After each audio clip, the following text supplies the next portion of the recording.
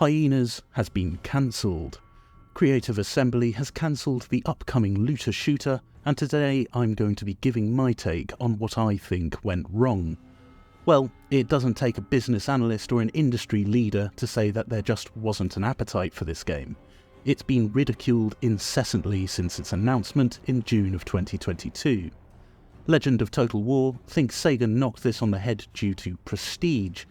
I disagree with that. Sega has released plenty of absolute duds over its years. We all remember Dawn of War 3.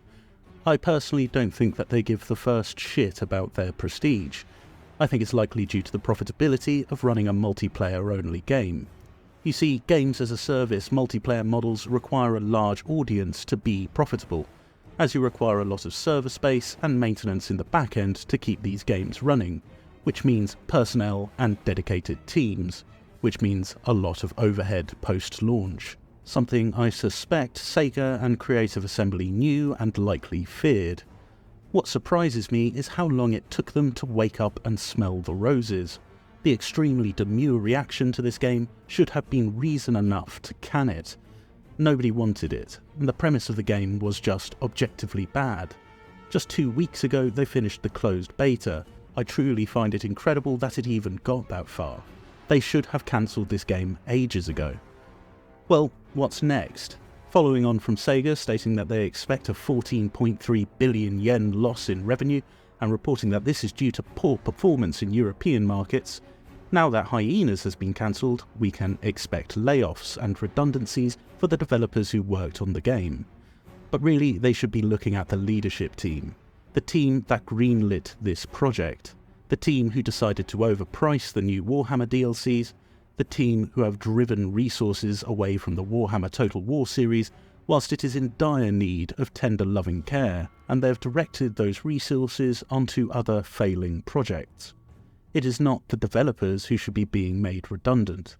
They should be looking at these decision makers who will no doubt still be being paid their six-figure salaries. But as they say, shit rolls downhill. So, what's next? Where do we go from here? What I'm hoping is that they do a top-to-bottom review of where the Creative Assembly generates its value. Look at the things which generate revenue, like Total War Warhammer, and focus their efforts on that. The other projects teams can make quality work, such as Alien Isolation, but they need to focus on where the majority of their revenue comes from. That means maintaining the hotfix and patching speed which they've shown us that they are capable of doing over the last few weeks, and polishing Total War Warhammer 3. But again, I must implore them to listen to their fans. People are frothing at the mouth for Medieval 3 or Empire 2.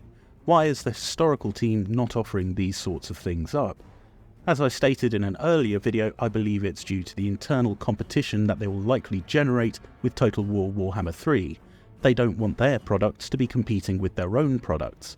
But the reality is, they're not giving the due care and attention to where they're standing currently on products outside of Total War's scope.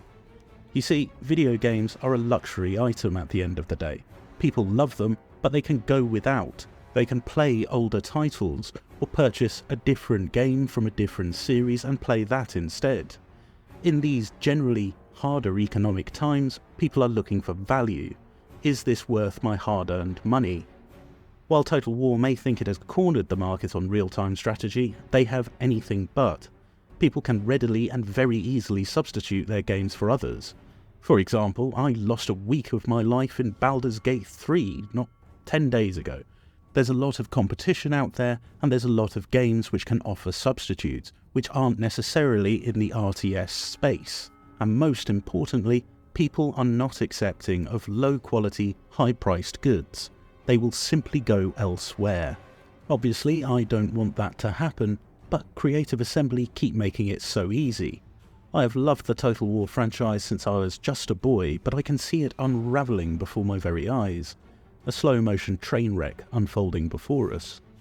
All in all, I think it's a good thing that Hyenas was eventually cancelled. It would have been a disaster. Now it can just be a footnote in Creative Assembly's history. It's a terrible shame for anyone that has been economically impacted by this. The hard-working developers who may be facing redundancy. but I think this is entirely the fault of the leadership team who mandated this project to go ahead in the first place. Introducing such an objectively poor game into an already oversaturated market of looter shooters was always going to go terribly. I think people would have been happier if this was just a Borderlands clone.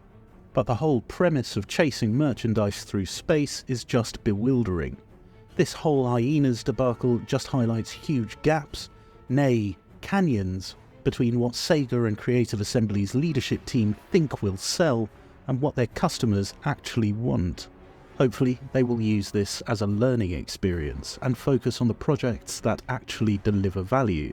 Or they can continue to neglect the titles that have done so much for them in the past and continue to churn out other hyena-esque projects. Whatever they choose to do, clearly Sega is not happy, and I fear that they don't have much time to put things right. I've been Blake, delivering my take. Thank you all for watching.